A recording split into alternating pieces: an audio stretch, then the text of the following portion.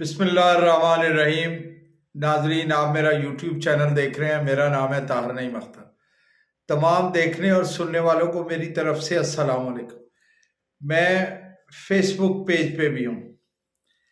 देखिए, जमात इस्लामी ने ऐलान किया कि वो इस्लामाबाद में अमेरिकन एम्बेसडर की रिहाइशगाह के सामने फ़लस्तीन के मुसलमानों के साथ यकजहती के लिए एहतजाज करेंगे। अब उन्होंने कोई उनकी रिहाइशगाह से 2 किलोमीटर 2.5 किलोमीटर के फासले पर अपने इंतजामात का आगाज कर दिया और इस्लामाबाद पुलिस उन पे चढ़ दौड़ी। मियां असलम समेत कई जुम्मेदारान और उनके कारकुनान को गिरफ्तार कर लिया। पूरी दुनिया में, हत्ता के यूरोपियन ममालिक में, अमेरिका, बरतानिया समेत तमाम मुल्कों में जितने भी इंसानी हकूक़ के लंबरदार हैं और उस मुसलमान भी हैं जो वो भी एहतजाज कर रहे हैं। हत्ता के तुर्की में तो सदर और उनकी बेगम ने भी एहतजाज में हिस्सा लिया। खुदा जाने पाकिस्तान के अंदर ऐसा क्यों किया जा रहा है कि जो कोई भी एहतजाज की कॉल करता है, जिसमें बिलखुसूस जमात इस्लामी और तहरीक इंसाफ के कारकुनान ऐलान जब करते हैं तो उन पर क्रैकडाउन हो जाता है।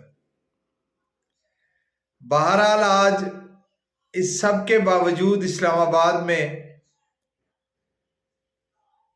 जमात इस्लामी के अमीर सिराजुल हक की क़यादत में एक जलसा हो गया और होना भी चाहिए। देखिए, पाकिस्तान मुस्लिम दुनिया का एक मोतबर मुल्क है। ठीक है, अंदरूनी तौर पर हमारी मईशत तबाह है, हमारी गवर्नेंस तबाह है, हमारी जमहूरियत तबाह है, हमारा कोई शोबा ऐसा नहीं जो बचा हुआ है। खुदारा मिल्लत के लिए अगर मुसलमानों के दिल में कोई गैरत और हमीयत मौजूद है और वो उसे बरूए कार लाकर अपना एहतजाज रिकॉर्ड कराना चाहते हैं तो निगरान हुकूमत को क्या खदशा है।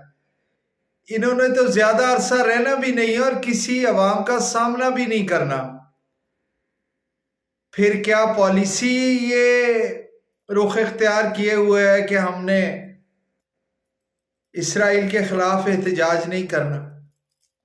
अब इसराइल को मानने और उसको तस्लीम करने वाली बात तो बहुत दूर निकल गई है।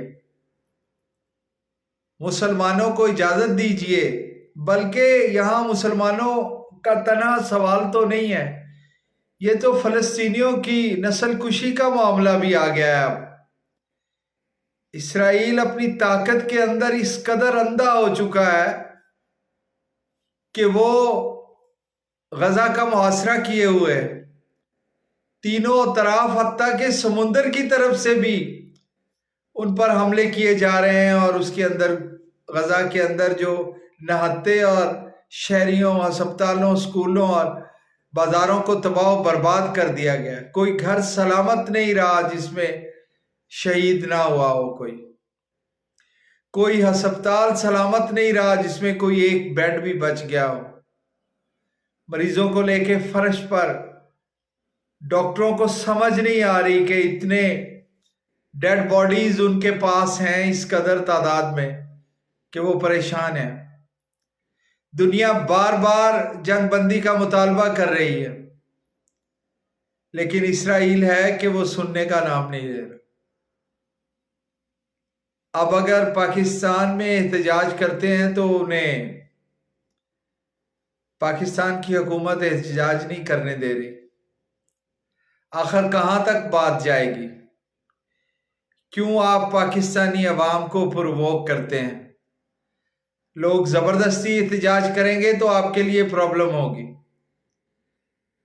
खुदारा पुलिस को कुछ हदायत दीजिए, पुलिस की हाई हैंडेडनेस बहुत बढ़ गई।